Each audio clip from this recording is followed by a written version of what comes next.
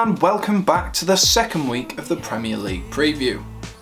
Last week we had a fantastic opening week with Alan and James Rodriguez settling in perfectly into an Everton side that beat Spurs 1-0. We had Liverpool, the title champions from last season, taking on the newly promoted side in Leeds United and only just scraped a victory, having to rely on Mo Salah once again with a hat-trick in order to beat the newly promoted side. Chelsea also looked shaky in parts as well, with new signing Kai Havertz looking way off the pace. Newcastle United enjoyed a good start to the Premier League season, beating West Ham United 2-0. However, West Ham did look very disappointing. Be interesting to see what happens next week and what happens in next week's fixtures, as a lot of teams will be looking to rectify the mistakes they made in the first week of the season. Anyway, without further ado, let's jump into this. Looking forward to next week, we have both Manchester teams finally back in action, as well as Burnley and Aston Villa. The Manchester teams will be looking to make sure that they don't make the same mistakes that Liverpool and Chelsea did with shaky starts to the season. We also have Liverpool taking on Chelsea at Anfield this week, which will no doubt be the game that catches everyone's eyes. It could be a potential title decider so early on in the league. If, and that's a big if, Chelsea and Liverpool can find the form we know they're capable of making. Everton kick off proceedings on Saturday morning with a game at home against West Bromwich Albion. The weekend is then rounded off with Manchester City, who take on Wolves, who were impressive in a 2-0 win against Sheffield United. The first team I have chosen in the teams to watch category is Liverpool. After being very shaky defensively, Jurgen Klopp will want to steady up their defence and hope that Van Dijk and Trent Alexander-Arnold are back to the players we know from last season. Chelsea also suffered a very shaky start. They had the likes of Kai Havertz playing his first game for the club, and he looked miles and miles off the pace, making people wonder what all the hype was about. Liverpool were very lucky though to beat Leeds, and Leeds were impressive, but they had to be reliant on talisman Mo Salah once again to dig them out of a problem. The second team I have chosen is Tottenham Hotspur. Again, Tottenham Hotspur had a very shaky and poor start to the season.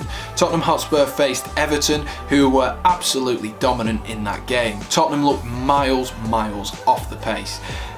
New signings Alan and James Rodriguez were absolutely fantastic in parts, and Richarlison could have had 4 or 5. But Tottenham will be looking to right these wrongs. Tottenham are playing Southampton this weekend, who also suffered defeat on the opening day of the season. Southampton played Crystal Palace, and Wilfried Zaha was the player who made the difference on the day. He scored a cracking opening goal, but yet Southampton, despite their goal threat, could not get back into the game. This is a game which I think will be a great game to watch if both teams are on form, or if both teams are not on form. It could have a lot of mistakes in there, which could make the game very interesting. My final team I have chosen to pick this week is Fulham.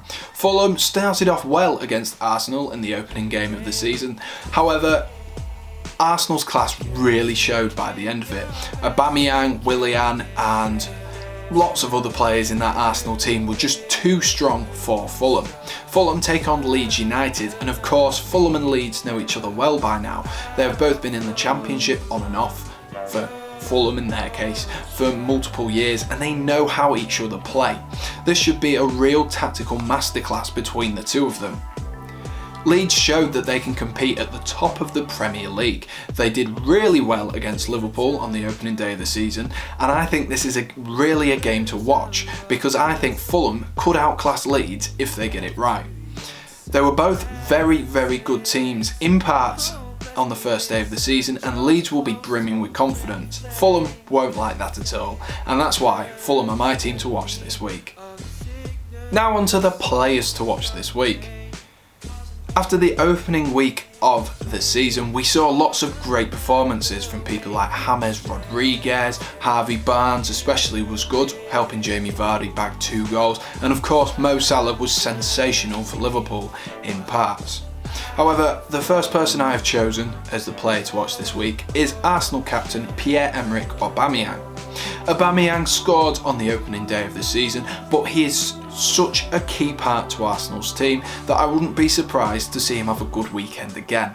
Aubameyang was top goal scorer for the Gunners last season and of course is always in the running for the Golden Boot. Be interesting to see how he can fare across the rest of the season. Now, of course, he signed a new contract as well. His priorities will be set on the Gunners, and it'll be interesting to see how good he is this season for Arsenal. My second player to watch this season is a very easy one. Kevin De Bruyne. Kevin De Bruyne was absolutely world class last year. He won the PFA Player of the Year as he scored 13 goals and had 20 assists as well. The opening day of the season is going to be a big game for Manchester City as they play Wolves this weekend. Of course, being a week behind because of their Champions League commitments, Manchester City will be looking to get off to a flyer, and Kevin De Bruyne is that man to make that happen for them. When things aren't going well, Kevin De Bruyne is usually the reason for it, as in they're so reliant on Kevin De Bruyne's form. If he's not having a good game, then Manchester City aren't having a good game. The likes of Aguero, Sterling and of course Riyad Mahrez are key players for Manchester City as well, but I think Kevin De Bruyne will be the guy to split Wolves apart and could be the one who determines the outcome of this game. My final player to watch is a player who could change the game for all the wrong reasons. Kepa Arrizabalaga. He is the Chelsea goalkeeper and, as we all know, hasn't been in the greatest of form recently. The goal which Chelsea conceded against Brighton was arguably his fault and he should have done much better with it, and that has been the story of his last season really. Kepa, if on his day, will have a fantastic game. We saw it against Liverpool in the FA Cup last season. He had a fantastic game and Chelsea came out on top because of it. He really could decide who wins out of Liverpool and Chelsea. If we have the keeper we know that Kepa can be, then of course Chelsea have all the chance to win this game.